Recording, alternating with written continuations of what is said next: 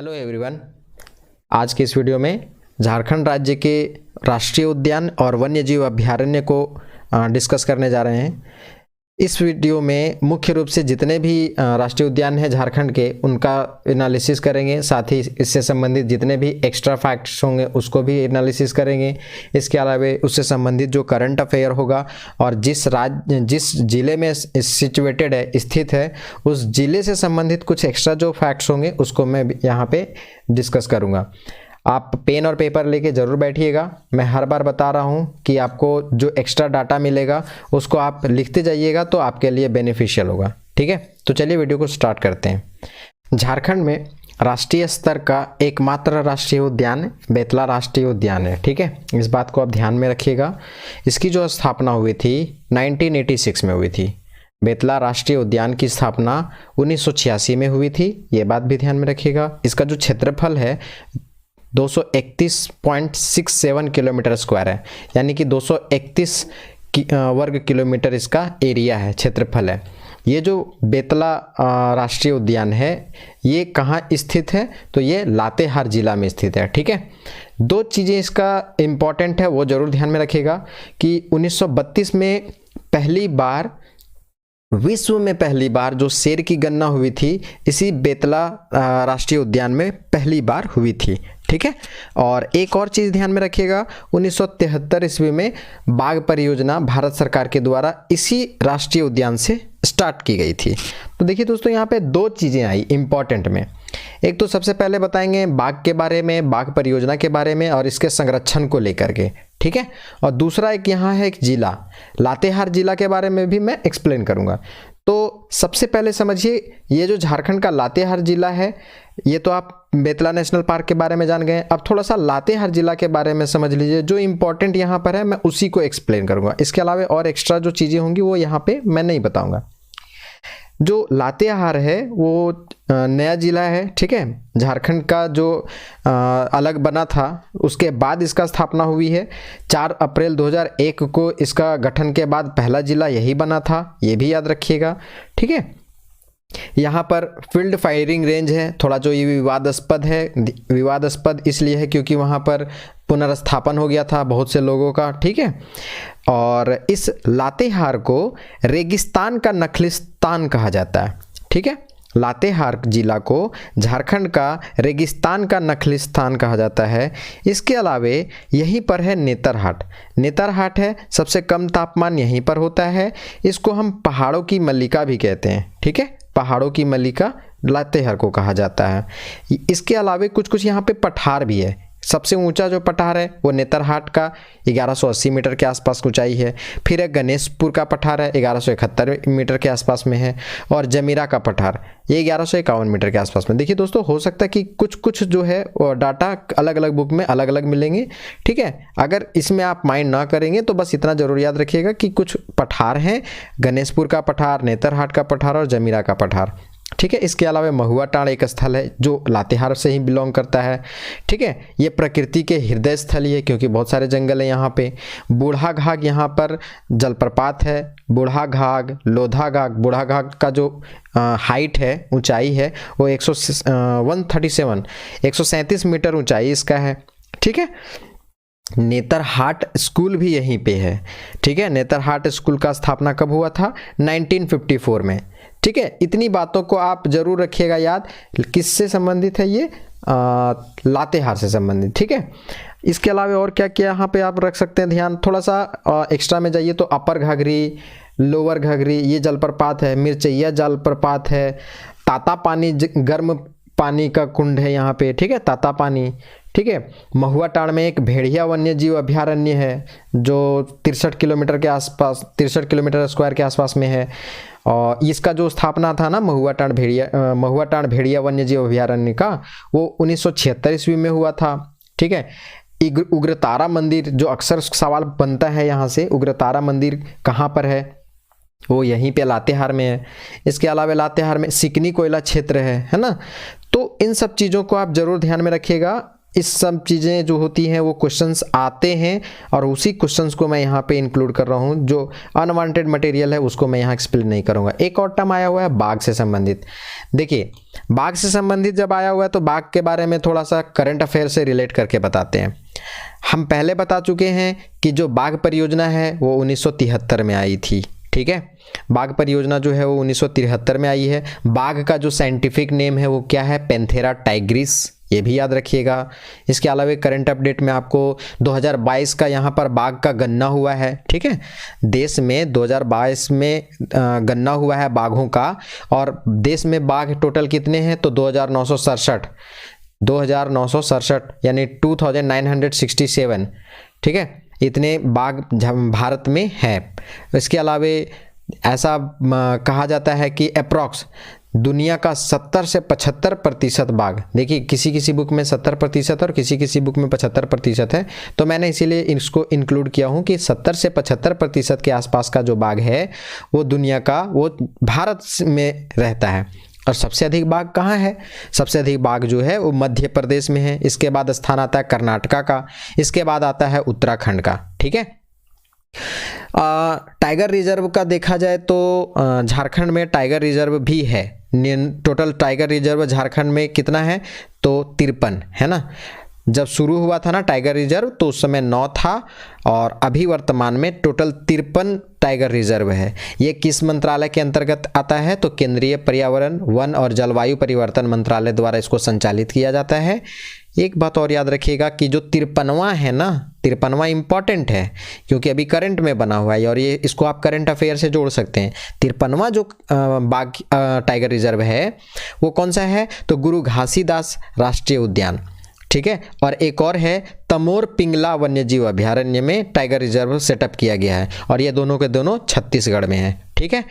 इसके अलावे टाइगर से संबंधित चीज़ों में देखा जाए तो बाघ परियोजना का शुरुआत जो है 29 जुलाई, बाघ दिवस के रूप में 29 जुलाई को मनाया जाता है, ये भी याद रखिएगा। 29 जुलाई को बाघ दिवस के रूप में मनाया जाता है, ठीक है। सबसे पहले जो बाघ परियोजना का जो बाघ दिवस के रूप में जो मनाने का जो कार्य था वो रूस में किया गया था 2010 में। 2010 में रूस में सबसे पहली बार बाघ दिवस मनाया गया था सेंट पीटर्सबर्ग में। सेंट पीटर्सबर्ग जो है वो रूस का एक जगह है, वहाँ पर सबसे पहले 2010 में बाघ दिवस के रूप में मनाया जा रहा है 29 जुलाई को, और उसी को हम लोग कैरी कर रहे हैं। इसके अलावा देखिए तो T×2 अवार्ड बाघ से संबंधित है। T stands for tiger, T गुने दो माने दुगना, टाइगर को दुगना करने की बात कहा गया है। तो इस बार जो 2022 का जो अवार्ड है ना, T×2 अवार्ड 2022 का, ये तमिलनाडु का एक है सत्यमंगलम टाइगर रिजर्व, है ना। तमिलनाडु का सत्यमंगलम टाइगर रिजर्व है, वहाँ पर उसको 2022 का T×2 अवार्ड दिया गया। इसके अलावे नेपाल का एक नेशनल पार्क है बारदिया नेशनल पार्क, नेपाल का बारदिया नेशनल पार्क है, इसको भी T×2 अवार्ड दिया गया। अब आगे आते हैं दोस्तों, हमारा जो नेक्स्ट अभयारण्य है वो है पलामू अभयारण्य, ठीक है। पलामू टाइगर रिजर्व या पलामू अभयारण्य को देखें तो इसका स्थापना जो था वो 1976 में हुआ है, ठीक है। पलामू वाला का 1976 में। इसका जो क्षेत्रफल है 794.33 वर्ग किलोमीटर या किलोमीटर स्क्वायर, ठीक है। ये कौन से जिला में पाया जाता है स्थित है, कहने का मतलब पलामू अभयारण्य से को कनेक्ट पलामू से मत करिएगा, ये भी याद रखिएगा, ये लातेहार में पड़ता है, ठीक है। पलामू जो अभयारण्य है वो कहाँ पर है तो पलामू अभयारण्य जो है वो लातेहार में है। इस बात को जरूर ध्यान में रखिएगा, इसमें आप कंफ्यूज नहीं करिएगा। यहाँ पर कौन कौन से जानवर मिलते हैं तो हाथी, बाघ, सांभर, ये सब मिलते हैं। एक और चीज़ याद रखिएगा कि राज्य का जो सबसे बड़ा अभयारण्य है, ठीक है, वो यही है, ठीक है। राज्य का सबसे बड़ा अभयारण्य बोले हैं, याद रखिएगा। राष्ट्रीय उद्यान में आपको याद रखना है कौन सा, बेतला। राष्ट्रीय उद्यान में बेतला, सबसे बड़ा राष्ट्रीय उद्यान झारखंड का वो बेतला है, ठीक है। लेकिन जो अभयारण्य है वो पलामू अभयारण्य है, जो राज्य का सबसे बड़ा अभयारण्य है और एक राष्ट्रीय स्तर का अभयारण्य है, ये भी याद रखिएगा, ठीक। ठीक है, दोनों बातों को आप ठीक से ध्यान में रखिएगा। इसमें जितने भी लातेहार से संबंधित डाटा था वो बेतला वाला में मैंने कंप्लीट कर दिया हूं, तो वहां से इसको आप कनेक्ट कर सकते हैं, आपको इसमें ज़्यादा प्रॉब्लम नहीं होगी। ठीक है, इसमें आप इतना ही ध्यान में रखिएगा बस कि पलामू अभयारण्य बोला है, लेकिन है कहाँ, ये लातेहार में।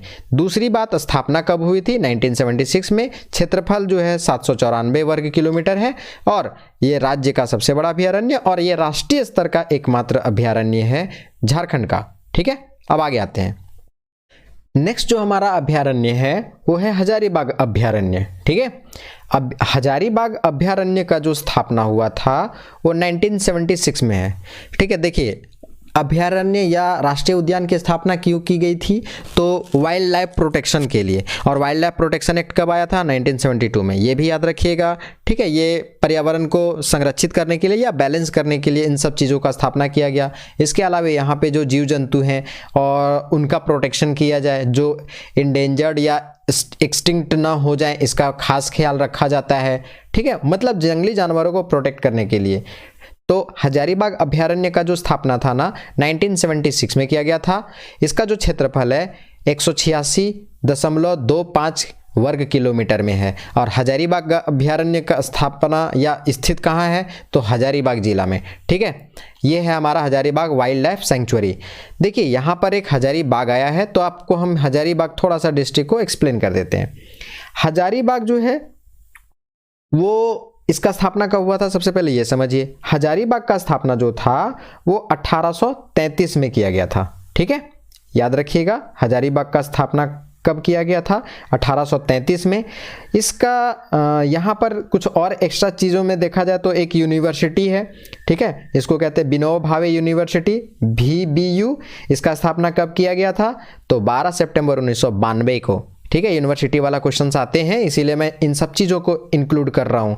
आप इसमें प्रॉब्लम ना करें, हेक्टिक ना हो कि बहुत एक्स्ट्रा होते जा रहा है। आप इसको इसीलिए पहले मैं बोल दिया था कि आप पेन और पेंसिल लेकर के, पेन पेपर लेकर के ही बैठें, ताकि इन सब चीज़ों को ऐड ऑन कर सकें। और आपको बार बार मैं इस चीज़ों को रिवाइज कराऊंगा ना, हर बार करंट अफेयर से या फिर जब फिजिकल ज्योग्राफी पढ़ा रहे हैं तब से, तो आपको रिमाइंड हो जाएगा। ठीक है, विनोबा भावे यूनिवर्सिटी 12 सितंबर 1992 को हुआ था।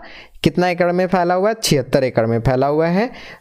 एक और चीज़ याद रखिएगा कि भारत का दूसरा जो कृषि अनुसंधान केंद्र है वो झारखंड के हजारीबाग जिले में है। ठीक है, गोरिया कर्मा एक जगह है, हजारीबाग से ज़रा सा आगे जाएंगे ना उधर बरही वाला रोड में, तो वहाँ आपको मिलेगा। और उसका स्थापना कब हुआ था, 2015 में। खुद नरेंद्र मोदी जी प्राइम मिनिस्टर उस समय थे, उन्होंने ही इनॉग्रेशन इसका किया था। ठीक है, एक चीज़ और याद रखिएगा, करंट अफेयर में विनोबा भावे यूनिवर्सिटी में जनजातीय पढ़ाई कराने वाला पहला यूनिवर्सिटी बना है, विनोबा भावे यूनिवर्सिटी। ठीक है, और एक और चीज़ करंट अफेयर में देखिए कि 2017 में शेख भिखारी मेडिकल कॉलेज, हजारीबाग का जो सदर हॉस्पिटल है ना, वहाँ पर आप जाएंगे तो आपको फिर से आपको वहाँ पर मिलेगा, नाम चेंज हुआ क्या, तो Sheikh Bhikhari medical college 500 bed का है। 2017 में इसका इनाग्रेशन किया गया था। ठीक है, हजारीबाग नेशनल पार्क के बारे में और क्या जा सकते हैं, यहाँ हजारीबाग के ही आसपास में आपको सालपर्नी झील मिलेगी। ठीक है, सालपर्नी झील मिलेगी कहाँ पर, हजारीबाग में। एक और करंट अफेयर और से आप संबंधित चीज़ों को आप ध्यान रखिएगा कि विनोबा भावे से कट करके एक नया यूनिवर्सिटी, नया विश्वविद्यालय बना है, वो ध्यान में रखिएगा। ठीक है, धनबाद में। एक और चीज़ याद रखिएगा आपको कि सबसे जो सुरक्षित जंगल है ना, सर्वाधिक सुरक्षित जो जंगल है अप्रॉक्स 81%, 81.5 के आसपास है, 81.5 के आसपास में सुरक्षित जंगल है। तो सर्वाधिक जो सुरक्षित जंगल है ना वो यहीं पे मिलेगा। ठीक है, इसके अलावा एक कोनार डैम है। ठीक है, कोनार डैम हजारीबाग में ही पड़ता है। कामाख्या नारायण का इनका यहाँ शासनकाल रहा, जाएंगे तो पद्मा का किला मिलेगा, कामाख्या नारायण वहीं से संबंधित है। शहरी मेला एक याद रखिएगा, नरसिंह धाम में लगता है कार्तिक पूर्णिमा को। नरसिंह स्थान है एक जगह का नाम। ठीक है, जिसको झारखंड का शहरी मेला कहा जाता है कि शहरी मेला लगा हुआ लगता है। इसके अलावे निर्मल महतो पार्क है, यहाँ ये क्वेश्चन आया हुआ है इसीलिए मैं इसको बता रहा हूँ। और निर्मल महतो पार्क की स्थापना जो थी वो 2016 में की गई थी और ये झारक्राफ्ट प्रोजेक्ट के तहत इसका स्थापना किया गया था। ठीक है, झारक्राफ्ट प्रोजेक्ट के तहत निर्मल महतो पार्क की स्थापना की गई थी। सेंट्रल जेल है ना, जहाँ से जयप्रकाश नारायण जो थे वो भागे थे। ठीक है, और सेंट्रल जेल के अलावे इंदिरा गांधी बालिका विद्यालय है जहाँ पे बालिकाओं को ये किया जाता है, सिर्फ बालिकाएं वहाँ पढ़ती हैं। और इंदिरा गांधी बालिका का स्थापना हुआ था 1984 में। ठीक है, सत कोलंबस है, सत कोलंबा कॉलेज है जो हजारीबाग का आन बान और शान है। ठीक है, डबलिन यूनिवर्सिटी के तहत इसका स्थापना किया गया था। 1899 में इसका स्थापना किया गया है सत कोलंबस कॉलेज का। इसके अलावा यहाँ पर बीएसएफ का मेरू की तरफ जाएंगे ना, सिलवार वाला रीजन में, हजारीबाग से जरा सा आगे जब सिलवार की ओर जाएंगे, ठीक है, बिशुनगढ़ वाला रोड में, तो सिलवार की तरफ आपको बीएसएफ मेरू में कैंप मिलेगा। इस बीएसएफ मेरू कैंप का स्थापना 1966 में किया गया था। ठीक है, इसके अलावा चावल अनुसंधान संस्थान है, ठीक है, 1980 में किया गया था। चावल अनुसंधान संस्थान में ही मृदा अनुसंधान संस्थान भी है। ठीक है, और जैसे आप डीएसपी बन जाएंगे ना जेपीएससी निकाल करके, तो यहाँ पर आपको ट्रेनिंग कराया भी जाएगा। ठीक है, यहाँ पे आसपास में आप जाएंगे तो आपको घोड़ा से दौड़ाते हुए पीटीसी चौक पे मिल जाएंगे जो प्रशिक्षु डीएसपी होते हैं वो, तो पीटीसी है। ठीक है, तो पुलिस ट्रेनिंग सेंटर कहते हैं उसको। आपका जो फाइनल जो परेड होगा ना वो पीटीसी ग्राउंड में ही होता है ना। वो 1912 में इसका स्थापना किया गया है, ये बात भी आप याद रखिएगा। इसके अलावे हजारीबाग जितना डेटा होना चाहिए था वो सारे के सारे मैंने बता दिया। तो देखिए आप यहाँ पर सिर्फ आप हजारीबाग वाइल्ड लाइफ सेंचुरी को नहीं पढ़ रहे हैं, बल्कि हजारीबाग से संबंधित जितने भी डाटा है वो सारे के सारे आपको यहाँ मिल जाएंगे। बड़का गांव में आपको मिलेगा वो ताली बजाने के बाद आपको जो पानी गिरता है। ठीक है, उसके बाद इसको मिलेगा, बौद्ध के मूर्तियाँ मिलने लग गया है। ठीक है, इसके अलावे और क्या है करंट अफेयर में जो मैं रिकॉल कर पा रहा हूँ, जो रिकॉल हो रहा है दोस्तों वो मैं यहाँ पे बताते जा रहा हूँ। जो नहीं हो पा रहा है फिर जब कभी पढ़ाएंगे नेक्स्ट वीडियो में तो वहाँ पर याद आएगा, तो वहाँ पर हजारीबाग आएगा, तो उन सब चीज़ों को भी मैं इंक्लूड करता हूँ। अब नेक्स्ट देखते हैं। नेक्स्ट हमारा है महुआ टाड़ भेड़िया अभ्यारण्य। महुआ टाड़ भेड़िया अभ्यारण्य, अभी जब बेतला पढ़ा रहा था तो मैं उस समय लातेहार के बारे में एक्सप्लेन कर रहा था, तो वहाँ पर आपको एक बार याद दिलाया था कि 1976 में महुआ टाड़ भेड़िया अभ्यारण्य की स्थापना की गई थी।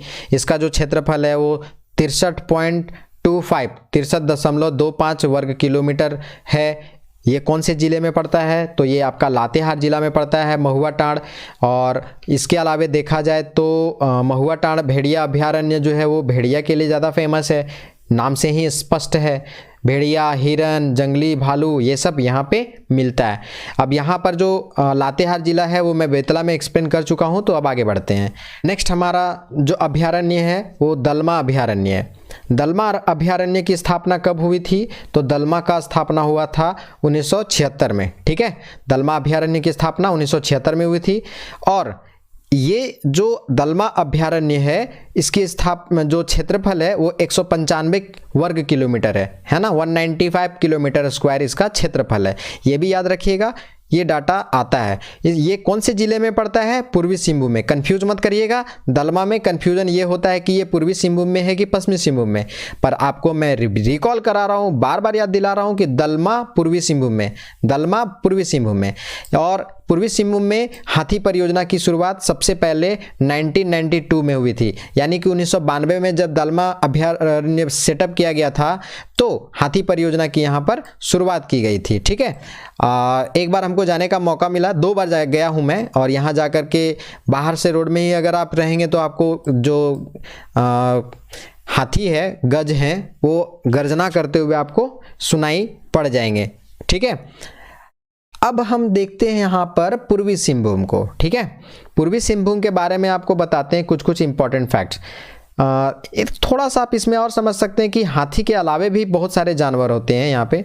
अब ये मत समझिएगा कि खाली हाथी ही रहता है, हाथी, तेंदुआ, हिरन, है ना, ये सब चीज़ें मिलती है, पर ज़्यादा जो मेजोरिटी है वो स्पेसिफाइड है, वो है गज के लिए, हाथी के लिए। ठीक है, 1992 में मैंने बता दिया कि हाथी परियोजना की शुरुआत की गई है। अब हम आपको बताते हैं पूर्वी सिंहभूम के बारे में। ठीक है, जब पूर्वी सिंहभूम में एक आया है तो आपको हम पूर्वी सिंहभूम के बारे में बताते हैं। सबसे पहले समझिए पूर्वी सिंहभूम को क्या कहा जाता है, तो अंग्रेजों का प्रवेश द्वार। आप जानते होंगे जेपीएससी में ये क्वेश्चन पूछा गया है, याद रखिएगा। हालांकि उस समय इसका विवाद बन गया था, लेकिन कंफर्म रहिए कि हाँ, अंग्रेजों का प्रवेश द्वार इसी को कहा जाता है। और ढाल राजाओं की जो भूमि है ना, धालभूम वाला क्षेत्र यही है। ठीक है, धालभूम वाला क्षेत्र यही है, तो जो राजाओं का जो भूमि है वो पूर्वी सिंहभूम को ही कहा जाता है। आप समझिए कि जो पूर्वी सिंहभूम है इसकी स्थापना 16 जनवरी 1990 को की गई थी।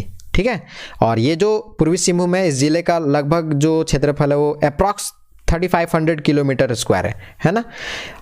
ये जो परमंडल एक बना था 2003 में, वो यहीं से बिलोंग करता है, पूर्वी सिंहभूम पश्चिमी सिंहभूम वाला रीजन से ही, परमंडल में ध्यान रखिएगा। और कोल्हान परमंडल जो था वो 2003 में बना है। ठीक है, इसके अलावे देखिए तो यहाँ पे पूर्वी सिंहभूम में जो अनुमंडल है वो 2 है, धालभूम और घाटशिला।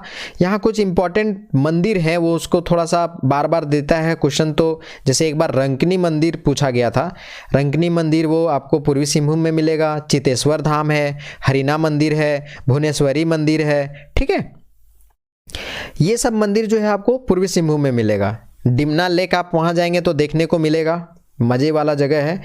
ठीक है, डिमना लेक और बुरुडी डैम, ये दोनों वही हैं। जलप्रपात में थोड़ा सा देखिएगा तो एक धारागिरी जलप्रपात पड़ता है आपको पूर्वी सिंहभूम में ही, धारागिरी जलप्रपात। MGM नाम सुने होंगे, महात्मा गांधी मेडिकल कॉलेज है। ठीक है, वो आपको पूर्वी सिंहभूम में ही पड़ेगा। और इसकी स्थापना जो थी MGM का, महात्मा गांधी मेडिकल कॉलेज का, वो 1964 में हुआ था, 1964 में हुआ है। ठीक है, इसके अलावा पूर्वी सिंहभूम में देखा जाए तो एक XLRI है, जेवियर लेबर रिसर्च इंस्टीट्यूट। ये क्वेश्चन आया हुआ है, जेवियर लेबर रिसर्च इंस्टीट्यूट 1949 में, है ना। ये मैनेजमेंट की पढ़ाई कराता है। इसके अलावा अर्का जैन विश्वविद्यालय यहीं पे है, ये करंट अफेयर से संबंधित है। ठीक है, पूर्वी सिंहभूम वाला रीजन में देखिए तो जादूगोड़ा एक यूरेनियम प्रोसेसिंग केंद्र है ना। झारखंड का एक प्रमुख क्या कह सकते हैं, ऐसा दुर्लभ अयस्क यहाँ पे मिलता है यूरेनियम का, जादूगढ़ वाला रीजन में। हालांकि वहाँ के लोगों का जीवन बहुत ही ख़राब है दोस्तों। आप कभी मौका मिले तो उन सब रीजन में जाइए तो आपको देखने को मिलेगा। कहीं आप अगर घूमने जाते हैं तो इन सब चीज़ों को आप एनालाइज ज़रूर करेंगे, कहीं भी जाएँ। ठीक है, अभी हाल ही में हमको दार्जिलिंग घूमने का मौका मिला तो मैंने इन सब चीज़ों को, जैसे म्यूज़ियम हो गया, जू हो गया, वहाँ पर आपको जाने का मौका मिले ना तो ज़रूर जाएं।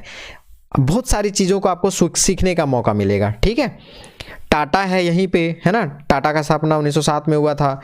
यहाँ पे धारवाड़ क्रम के चट्टानों में लॉयस्क की अधिकता मिलती है। ठीक है, टाटा टिस्को को जो रॉ मटेरियल होता है वो यहीं से मिलता है। गोलमुरी औद्योगिक क्षेत्र है यहीं पे। ठीक है, और तांबा का एक स्पेसिफाइड क्षेत्र है, जैसे घाटशिला, मूसाबनी, बेदिया, खुर्दा, राखा, ये सब जो क्षेत्र है ना वो पूर्वी सिंहभूम में पड़ता है, जो स्पेसिफाइड है तांबा के लिए, यानी यहाँ पर तांबा मिलता है। ठीक है, जुबली पार्क भी जानते होंगे। ठीक है, जुबली पार्क जो है वो यहीं पे स्थित है। मैसूर का जो वृंदावन गार्डन है उसके तर्ज पे बनाया गया है। ठीक है, टाटा यहाँ पे पूरा इन्वेस्टमेंट किया है। चकुलिया का बांस उद्योग है यहाँ पे, है ना। इन सब चीज़ों को आप थोड़ा सा कनेक्ट करिएगा। NIT भी है, याद रखिएगा, NIT national institute of technology, ये आपका किस चीज़ की पढ़ाई करता है, तो इंजीनियरिंग वाला का। ठीक है, इन सब चीज़ों को आप कनेक्ट करिएगा तो ज़्यादा अच्छे से समझ में आएगा। ठीक है, अब एक्स्ट्रा जब बताऊंगा और ज़्यादा तो फिर आपके लिए वो हेक्टिक हो जाएगा। अभी जो है दलमा में जो पूर्वी सिंहभूम का रीजन है, तो पूर्वी सिंहभूम के बारे में मैंने इतना जो बताया आप ज़रूर माइंड में रखिएगा। ठीक है, ताकि आपको एग्ज़ाम में आसानी से क्वेश्चन को करने में सुविधा हो जाए। आगे आते हैं। नेक्स्ट हमारा जो अभ्यारण्य है वो है गौतम बुद्ध अभ्यारण्य। ठीक है, ये मेरे नाम से ही फेमस है। गौतम बुद्ध अभयारण्य की जो स्थापना है वो 1976 में हुई थी। ठीक है, गौतम बुद्ध अभयारण्य की स्थापना 1976 में हुई थी। इसका जो क्षेत्रफल है 121.142 किलोमीटर स्क्वायर है, मतलब 121 वर्ग किलोमीटर स्क्वायर आप याद रखेंगे। गौतम बुद्ध अभयारण्य कहाँ है, तो ये कोडरमा में पड़ता है। ठीक है, अब आपको यहाँ पर बताते हैं कोडरमा के बारे में। गौतम बुद्ध अभयारण्य तो हो गया, गौतम बुद्ध अभयारण्य में चीता पाया जाता है, हालांकि है कितना, इसके अलावे और भी जानवर हैं, लेकिन आप उसको ध्यान में ज़रूर रखिएगा। अब आपको यहाँ पर जो मेन फैक्ट है वो कोडरमा के बारे में बताते हैं। देखिए, कोडरमा जो है, कोडरमा का रीजन जो है वो किस चीज़ के लिए फेमस है, सबसे पहले समझते हैं आपको कि कोडरमा जो है इसकी स्थापना कब हुई थी।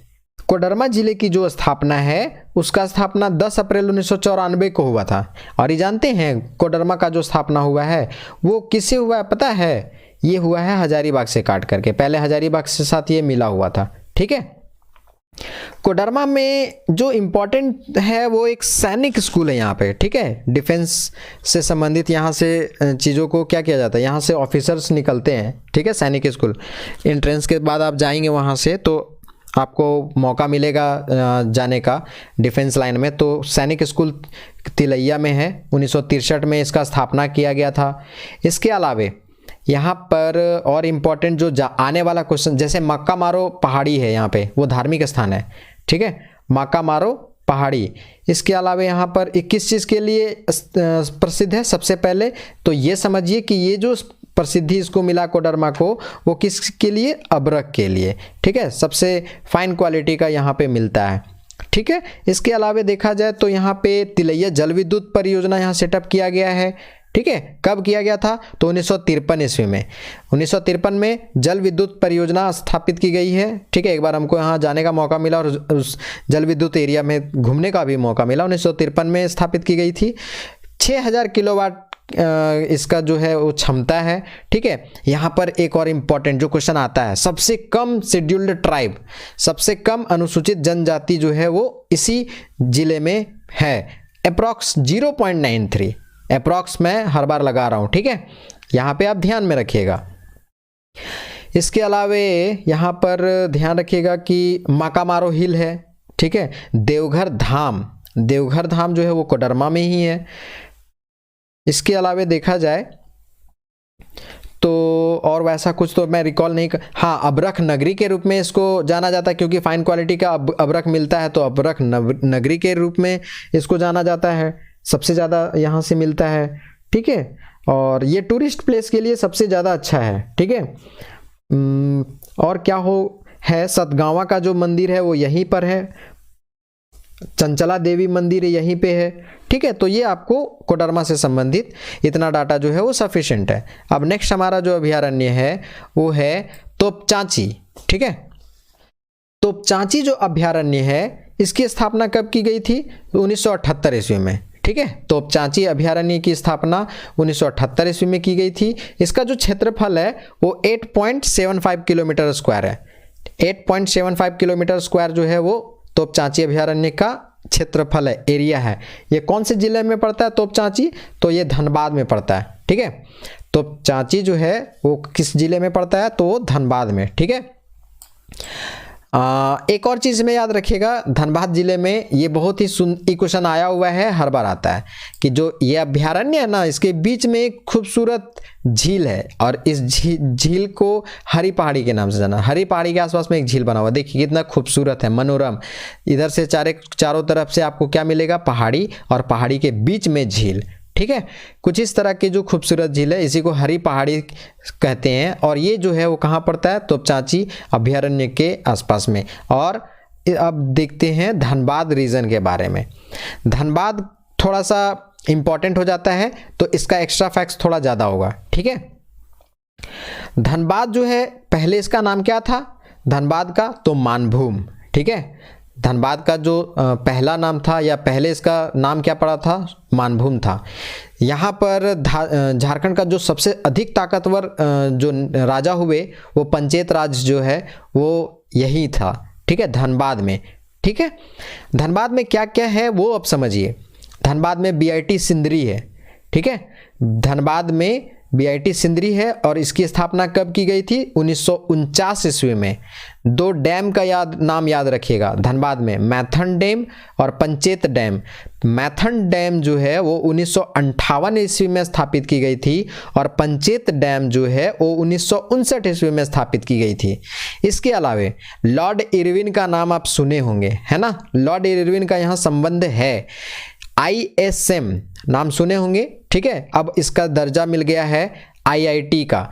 ISM का स्थापना जो था वो 1926 ईस्वी में किया गया था और लॉर्ड इरविन खुद इनॉग्रेशन करने के लिए आए थे, ठीक है। और 2016 में आए थे प्रणब मुखर्जी, उस समय प्रणब दा थे। IIT उस समय सेटअप किया गया था 2016 में, ठीक है।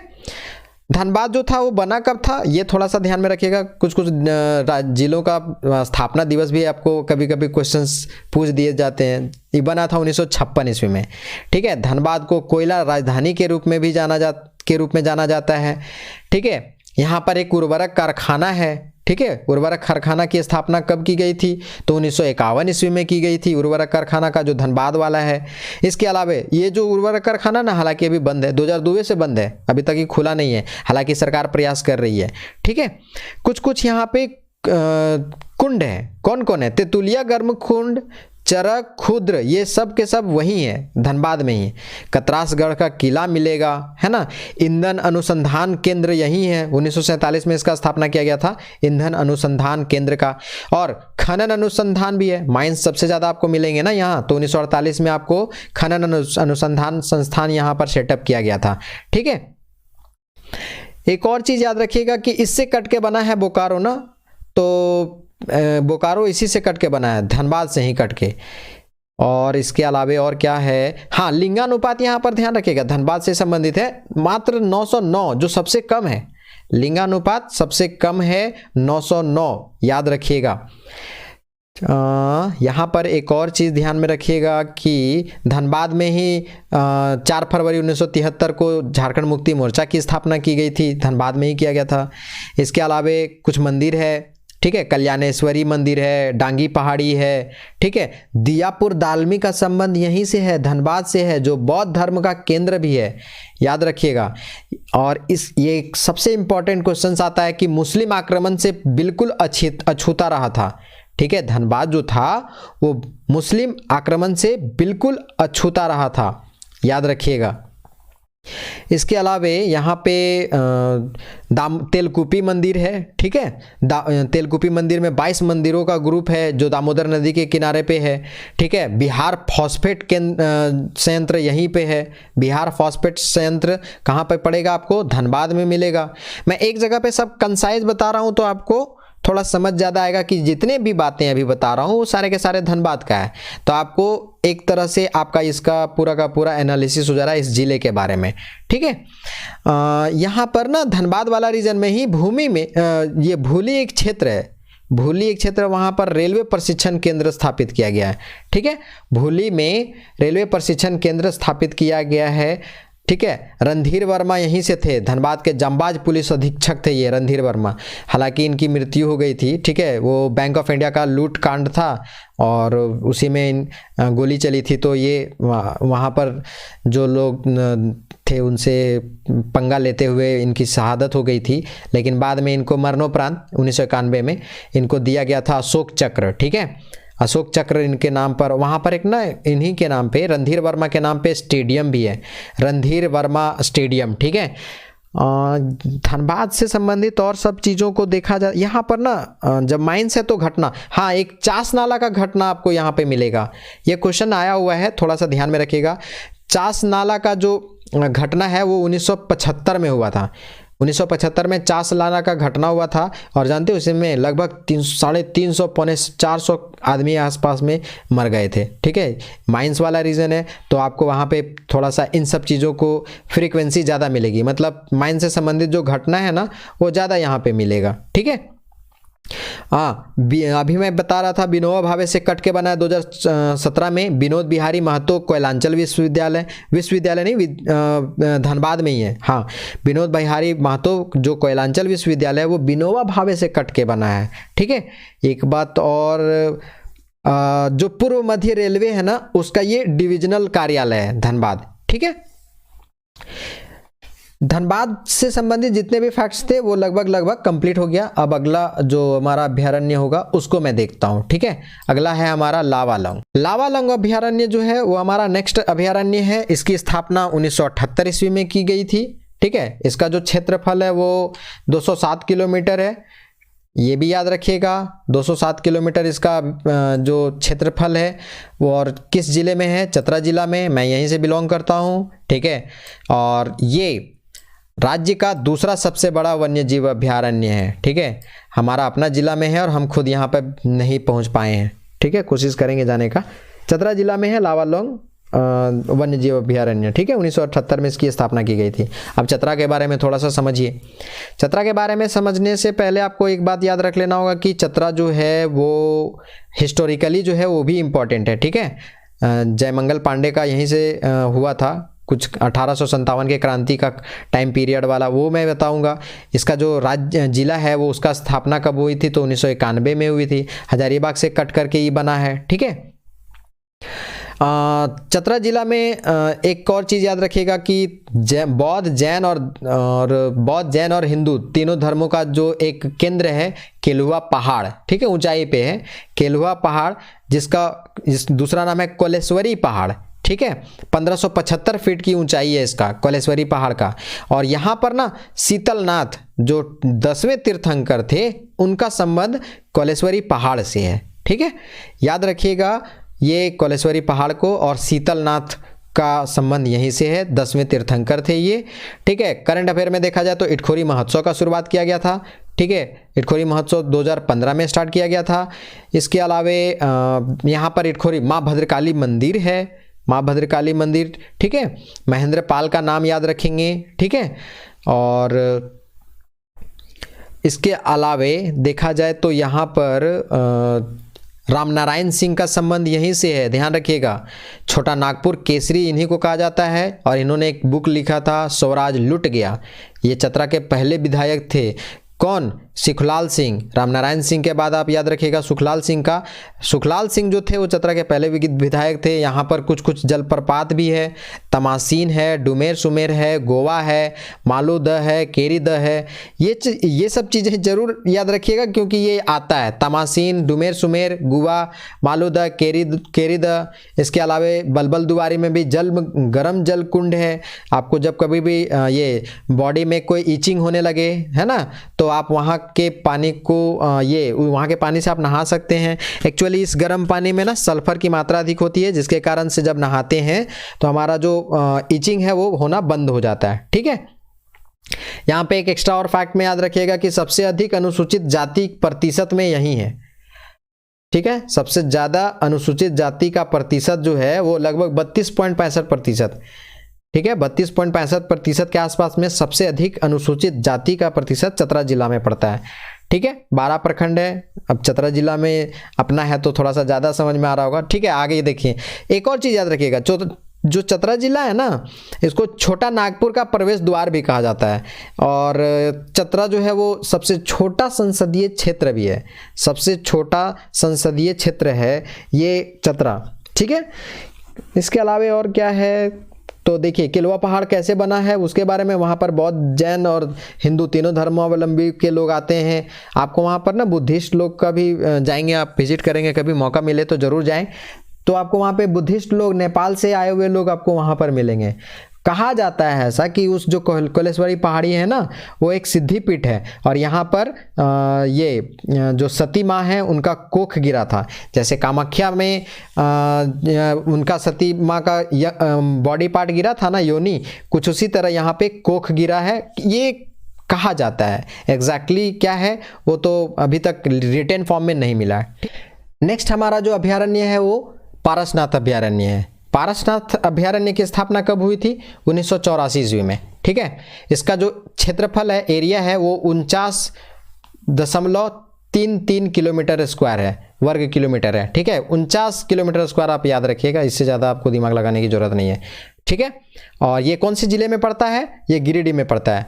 तो यहाँ पर क्या क्या मिलता है? तेंदुआ, सांभर, है ना, नीलगाय, हिरन, ये सब चीज़ें यहाँ पे मिलती है।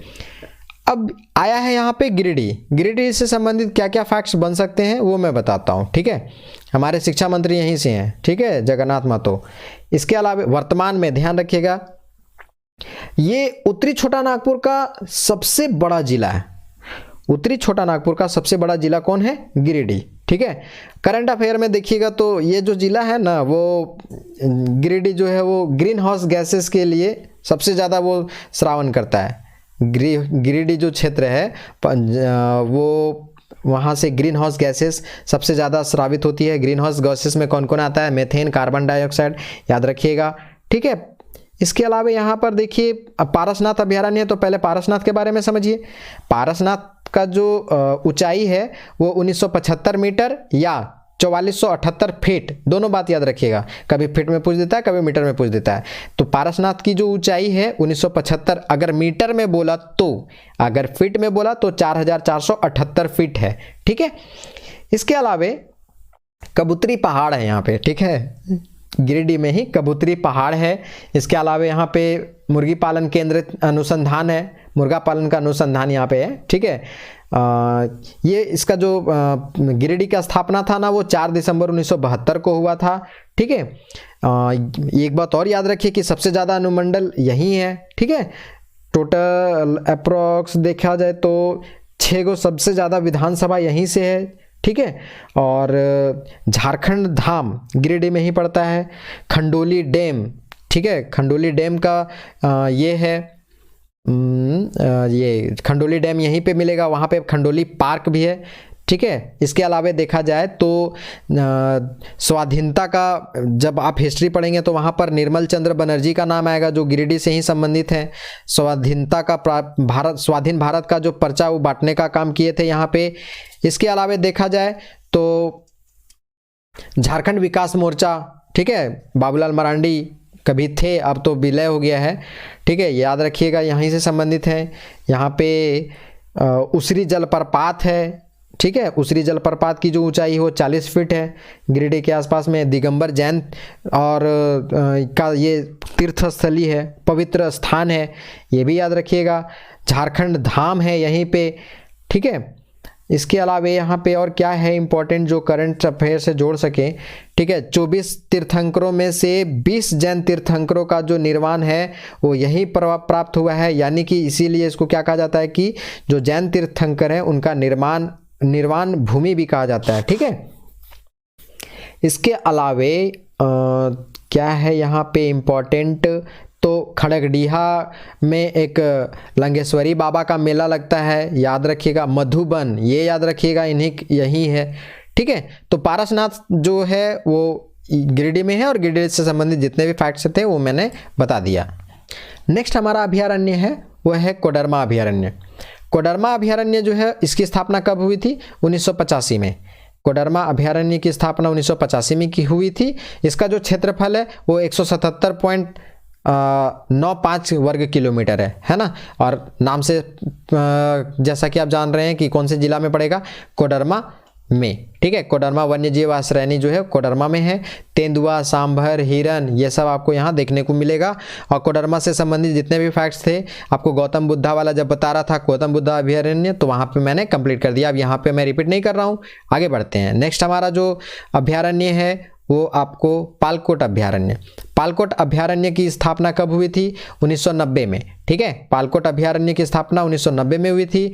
इसका जो क्षेत्रफल है 183.18 वर्ग किलोमीटर या किलोमीटर स्क्वायर, मतलब 183 किलोमीटर स्क्वायर के क्षेत्र में आपको ये फैला हुआ है। ये कहाँ पर स्थित है? तो गुमला में, ठीक है। जो पालकोट अभयारण्य है वो कहाँ है? गुमला में। अब पालकोट अभयारण्य है तो गुमला आ रहा है, गुमला में आ रहा है, तो गुमला के बारे में कुछ बताते हैं। गुमला जो है, गुमला के बारे में आपको सबसे पहले याद रखिए कि ये अल्बर्ट एक्का की क्या है? नगरी है। अल्बर्ट एक्का के नाम आप जानते होंगे इनके बारे में, ठीक है। 1971 का जो युद्ध हुआ था, ठीक है, भारत पाकिस्तान के बीच में, ठीक है, उस समय अल्बर्ट एक्का जो थे वो क्या थे? बहुत ही इंपॉर्टेंट रोल प्ले किए थे। अल्बर्ट एक्का का जो गांव था गुमला का जरी गांव था, ये याद रखिएगा।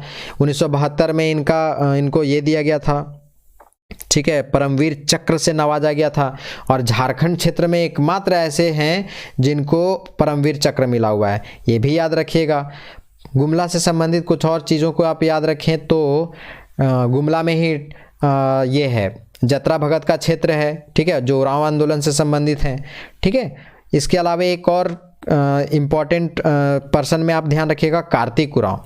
कार्तिक उरांव जो थे वो अखिल भारतीय आदिवासी विकास परिषद की स्थापना किए थे 1968 में। ठीक है, कार्तिक उरांव को हल्के में मत लीजिएगा। ये विश्व के जो सबसे बड़े परमाणु संयंत्र था ना, जिसका नाम था हिमंटले पॉइंट, हिमंटले पॉइंट के ये इम्पॉर्टेंट डिजाइनरों में से एक थे। सोचिए कि उस समय कितने विलक्षण बुद्धि के थे ये।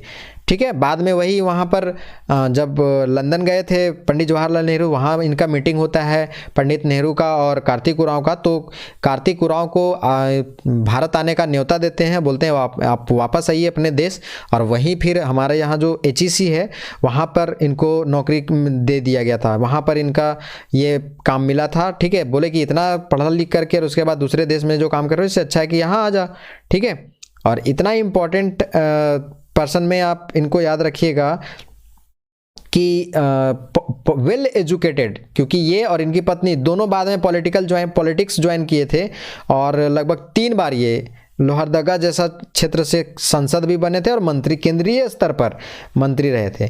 गुमला क्षेत्र से और इम्पोर्टेंट में देखा जाए तो गुमला आपको इधर से दक्षिणी कोयल नीचे जो आ जाती है ना, दक्षिणी कोयल और शंख नदियाँ इधर ही बहती हैं। ठीक है, कुछ जो मंदिर है गुमला में वो याद रखिएगा, अंजन धाम का मंदिर है, टांगीनाथ मंदिर है। ठीक है, फरसा वहाँ पे रखा हुआ है परशुराम का। इसके अलावा महामाया मंदिर है। ठीक है, इसके अलावा कोराम्बे का एक क्षेत्र, वहाँ पर वासुदेव राय का मंदिर है। ठीक है, इन सब चीज़ों को आप यहीं से कनेक्ट कर सकते हैं।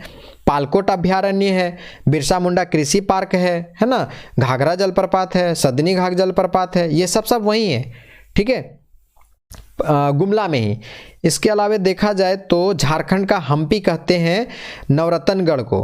ठीक है, और इसको बनाया कौन था? दुर्योधन साल। ठीक है, इसके अलावा देखिए नागफेनी, प्रेमा घाघ, सदनी घाघ, हेपाद जलप्रपात भी है, ये बात भी याद रखिएगा।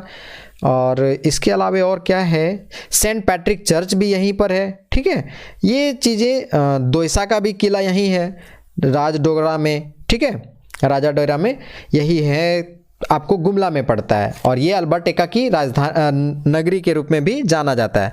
जो इम्पोर्टेंट हॉकी प्लेयर हैं उनका यहाँ से क्या कर सकते हैं, ये गढ़ भी है, ध्यान रखिएगा। आगे आते हैं, नेक्स्ट अभ्यारण्य हमारा है उधवा झील पक्षी अभ्यारण्य। ये कहाँ है? तो साहेबगंज जिला में, संथाल परगना वाला रीजन पड़ता है। स्थापना कब हुई थी? 1991 ईस्वी में। और इसका जो क्षेत्रफल है 5.65 किलोमीटर स्क्वायर। ठीक है, यह प्रवासी पक्षियों का शरण स्थल भी कहा जाता है। उधवा बर्ड सैंक्चुअरी जो कहाँ पे है? साहेबगंज में, झारखंड के साहेबगंज में। ठीक है, अब यहाँ पर जो साहेबगंज आया है, साहेबगंज के बारे में बताते हैं। इनकी स्थापना 1983 ईस्वी में की गई थी। ठीक है, ध्यान रखिएगा, साहेबगंज से झारखंड का एकमात्र ऐसा जिला जिससे गंगा नदी पास करती है और लगभग 83 किलोमीटर गंगा जो है वो साहेबगंज से ही पास करती है। इसके अलावा देखा जाए तो साहेबगंज जो है वो यहाँ पे मल्टी मॉडल टर्मिनल सेटअप किया गया है। ठीक है, वाराणसी पहला था मल्टी मॉडल टर्मिनल और देश का दूसरा यही है मल्टी मॉडल टर्मिनल साहेबगंज में। ठीक है, यहाँ पे माइंस वगैरह सबसे ज़्यादा होता है ये खुदाई, तो उसके क्या होता है कि शिप के थ्रू भेजा जाता है। ठीक है, इसके अलावा आपको याद रखना होगा कि 30 जून को यहाँ पे हुल दिवस के रूप में मनाया जाता है। ठीक है, 30 जून को हुल दिवस क्यों मनाया जाता है? अब क्योंकि उसका संबंध सीधा साहेबगंज से है। साहेबगंज वाला रीजन में आपको 1855 में 30 जून 1855 को सिद्धू कानू चांद भैरव, ठीक है, सिद्धू कानू चांद भैरव और फूलो झानो, ये भी याद रखिएगा, इनकी बहन लोग को भी ध्यान में रखिएगा, इन लोगों का लड़ाई हुआ था। ठीक है, इसके अलावे याद रखिएगा यहाँ पे तिलका मांझी का विद्रोह यहीं से बिलोंग करता था, सिंहभूम वाला रीजन, साहेबगंज वाला ही रीजन से। ठीक है, 1783 में तिलका मांझी का विद्रोह। यहाँ पर ना गंगा नदी में मेला लगता है, माघ में पूर्णिमा मेला, वो भी इम्पोर्टेंट है। इसके अलावा यहाँ पर फॉसिल पार्क है साहेबगंज में ही, उधवा पक्षी विहार है। ठीक है, 1900 ये तो बता दिए हैं। उसके अलावे देखा जाए तो जलप्रपात के रूप में मोतीझरा जलप्रपात यहीं पे पाया जाएगा आपको, ठीक है। और गंगा नदी पे ना यहाँ पे एक पुल बनाया गया 2017 में, उसका नाम क्या है, मनिहारी पुल। तो याद रखिएगा, करंट अफेयर में आप इसको कनेक्ट कर सकते हैं कि मनिहारी पुल का स्थापना कब की गई थी, तो 2017 में। और कहाँ है, तो साहेबगंज में। किस नदी पे है, तो गंगा नदी पे है। इतना आप जरूर याद रखिएगा साहेबगंज से। इसके अलावे आगे देखते हैं, नेक्स्ट हमारा जो अभ्यारण्य है वो है राजमहल फॉसिल फ्यूल, फॉसिल पक्षी विहार या राजमहल पक्षी विहार। इसका जो क्षेत्रफल है वो 6.65 किलोमीटर स्क्वायर में है और कौन से जिला में है, साहेबगंज में। ये भी याद रखिएगा, ठीक है। अब साहेबगंज में जो था फॉसिल वाला, तो ये तो मैं बता दिया साहेबगंज के बारे में अभी तुरंत, तो आप इसको यहाँ से कनेक्ट कर सकते हैं। जो इम्पोर्टेंट डाटा था साहेबगंज से संबंधित, जो प्रवासी पक्षी हैं ना, वो भी यहाँ पर विजिट करते हैं, ठीक है। प्रवासी पक्षी देखिए यहाँ पे, ये वाला जो एग्जैक्टली इमेज है वो वहीं उसका ऑफिशियल साइट से निकाले हम, ठीक है। तो आप इसको ध्यान में रख सकते हैं।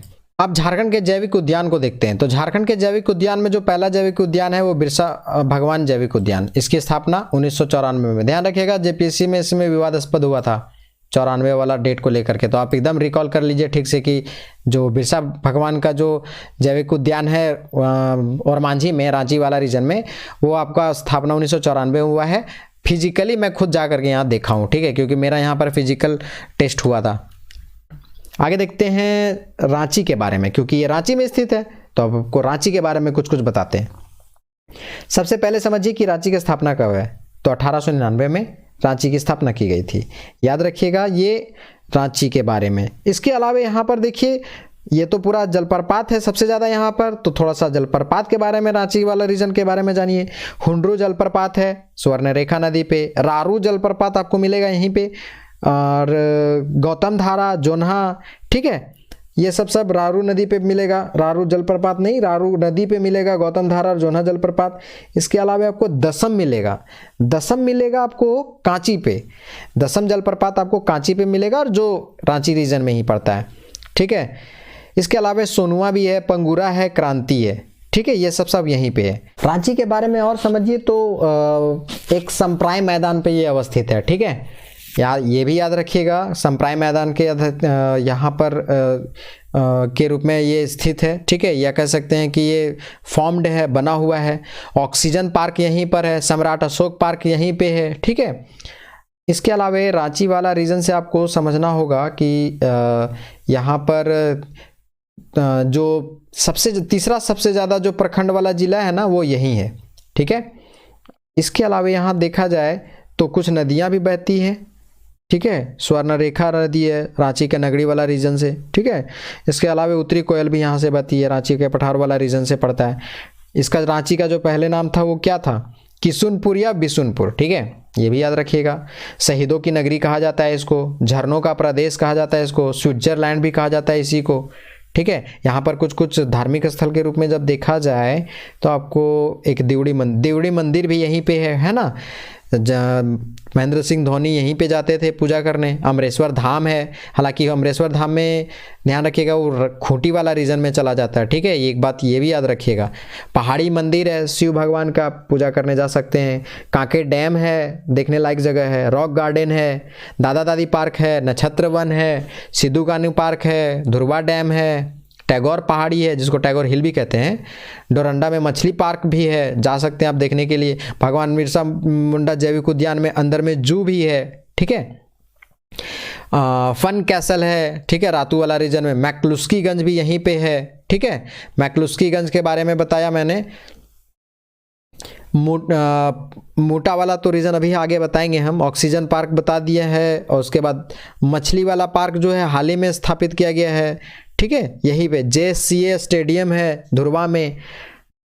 इसके अलावे जो खेल ग्राउंड यहाँ पे है ये याद रखिएगा। एस्ट्रोटर्फ स्टेडियम हो गया, रेलवे स्टेडियम हो गया, शेख भिकारी स्टेडियम हो गया, ये मांडर में है, ठीक है। जयपाल सिंह स्टेडियम है यहीं पे। बुद्धू भगत तरनताल स्टेडियम यहीं पे है। JSC इसके अलावा JCA स्टेडियम तो बता दिया, अमिताभ चौधरी का संबंध वहाँ है, JPSC के अध्यक्ष रहे थे, हालांकि इनकी मृत्यु हो गई है, ठीक है। इसके अलावा और रांची के संबंध में देखा जाए तो HEC है, ठीक है, HEC यहीं पे है। मुरी में एक एल्यूमिनियम फैक्ट्री है, इसका स्थापना 1938 में किया गया था, ठीक है। एकमात्र केंद्रीय विश्वविद्यालय है, ठीक है, जो बॉम्बे में पड़ता है, मांडर में, ठीक है। और इसके अलावा एंग्लो इंडियन वाला तो विल्किंसनगंज मैक्लुस्कीगंज बता दिया मैंने, यहीं पे है। XISS यहीं सेटअप किया गया है, Saint Xavier institute of social service इसका फुल फॉर्म होता है XISS का। इसके अलावा अरे वो पागल वाला लोग के लिए होता है राष्ट्रीय मनोचिकित्सा संस्थान है यहीं पे, ठीक है। और IIM Indian institute of management यहीं पे है, ये भी याद रखिए। बिरसा कृषि विद्यालय यहीं पे है, तसर शोध संस्थान है, लाह अनुसंधान संस्थान है, नामकुम में 1925 में स्थापना हुआ है। इसके बाद जब आप वीडियो बनेंगे JPSC निकाल के तो आपको स्काइपा यहीं मिलेगा, ठीक है, ये भी याद रखिए।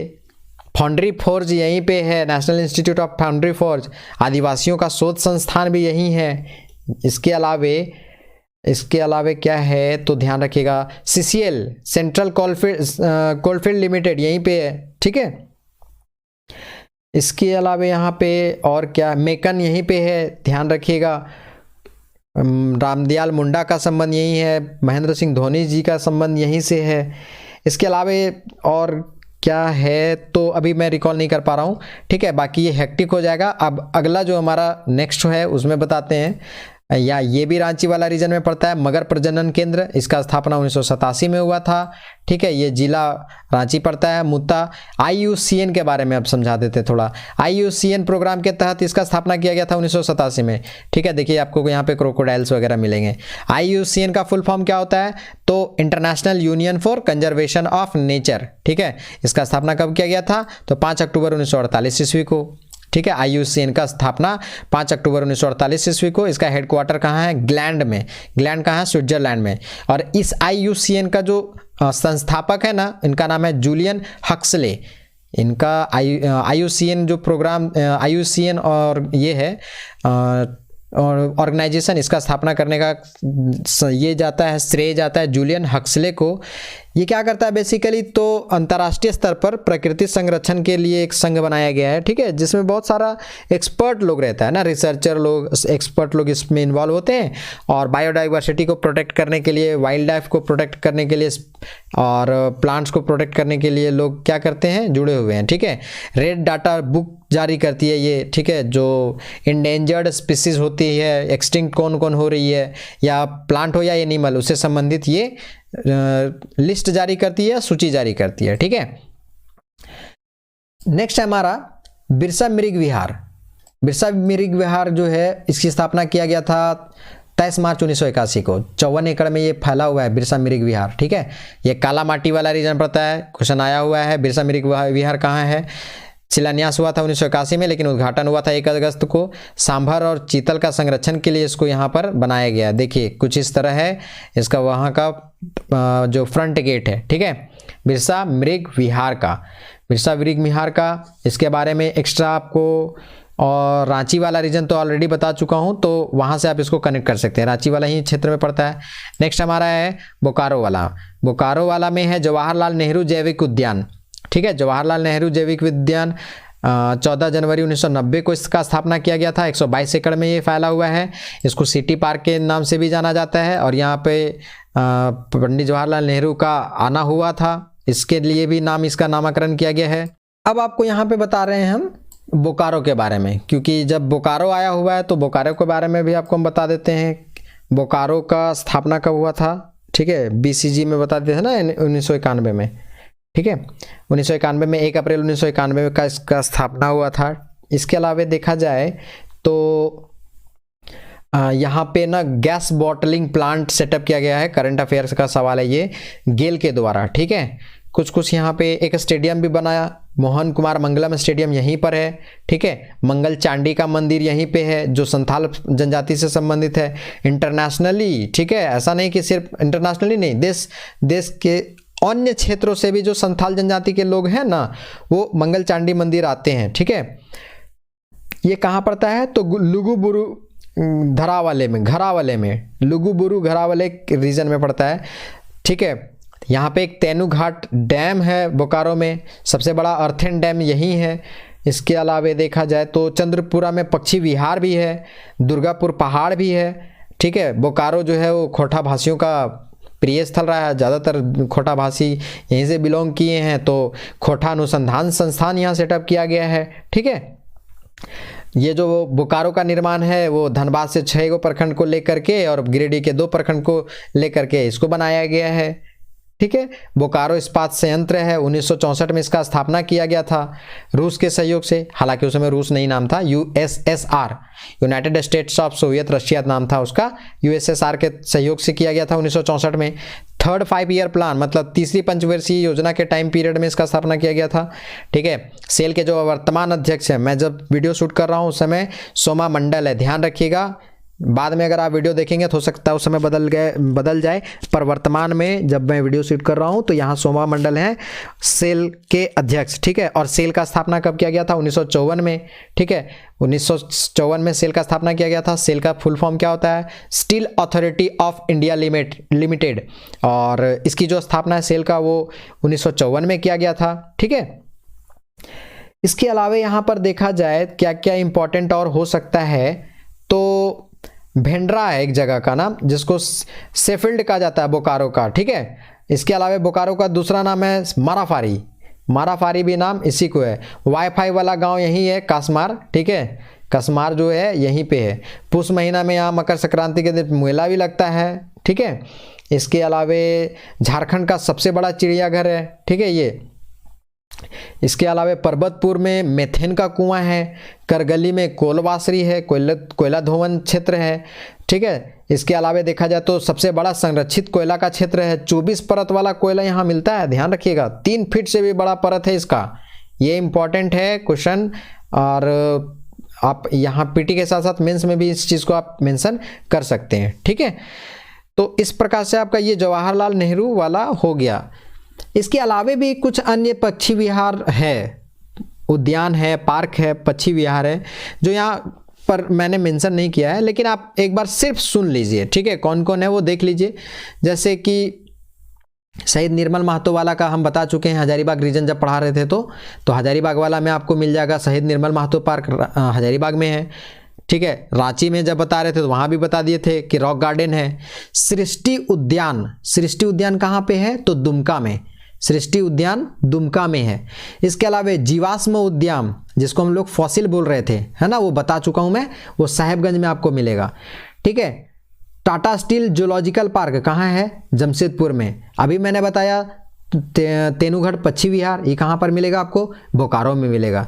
तिलैया में भी पक्षी विहार है, कोडरमा में भी मिलेगा, कोडरमा में मिलेगा। ईचागढ़ पक्षी विहार है, कहाँ मिलेगा? सरायकेला में। ठीक है, इसके अलावा सिद्धू कान्हू पार्क कहाँ मिलेगा? रांची में। ठीक है, दीनदयाल पार्क कहाँ मिलेगा? रांची में। इसके अलावा घोड़बंधा पार्क है, वो कहाँ मिलेगा? जमशेदपुर में। ठीक है, कुछ और पार्क जैसे कि बिरसा मुंडा पार्क धनबाद वाला रीजन में है, याद रखिएगा।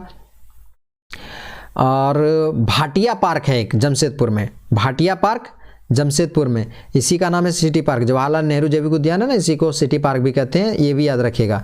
डॉक्टर जाकिर हुसैन पार्क है रांची में। ठीक है, बोकारो में एक और गार्डन है, टू टैंक गार्डन जो है वो बोकारो में पड़ता है। ठीक है, बोटानिकल गार्डन तो बता दिए रांची में है। बायोडाइवर्सिटी वाला पार्क जो है वो रांची में पड़ता है। डियर पार्क रांची में है। ठीक है, ये एक्स्ट्रा था, वो बहुत ज़्यादा इंपॉर्टेंट नहीं है। आप अगर रिकॉल करना चाहें तो आप इसको फिर से देख सकते हैं। वीडियो को 1 से 2 बार आप अगर देखेंगे ठीक से तो आपको पूरा का पूरा, आपको जितना भी इस क्षेत्र जिला आया या उससे संबंधित एक्स्ट्रा जो चीज़ें थी वो मैंने यहाँ पर बताने की कोशिश किया। हालांकि वीडियो लंबा बन गया है, ठीक है, लेकिन आपको इससे बेनिफिट ही होगा। हो सकता है कि कुछ डाटा आपको ऊपर नीचे हो। अगर आपको वीडियो देखते समय अगर लगे आपको कि ये डाटा जो है वो सही नहीं है तो आप कमेंट बॉक्स में कमेंट जरूर करेंगे, उसको मैं वेलकम करूंगा। और इस वीडियो के कमेंट सेक्शन में मैं मैसेज को पिन कर दूंगा ताकि आप उससे कनेक्ट हो पाएँ और अपडेट कर लें। ठीक है, इसके अलावा आपको और भी वीडियोस मिलेंगे। और 1 जनवरी से 2023 के 1 जनवरी से मैं करंट अफेयर जो नेशनल है, इंटरनेशनल है और झारखंड है, तीनों का डेली ज़रूर लाऊंगा। कि जिस तरह से आप लोगों ने प्यार दिया है करंट अफेयर वाला वीडियो को, तो उसको मैं आगे प्रमोट करने को सोच रहा हूँ। आप कमेंट बॉक्स में ज़रूर कमेंट करके बताएं कि उसको कंटिन्यू करें या नहीं करें, ठीक है।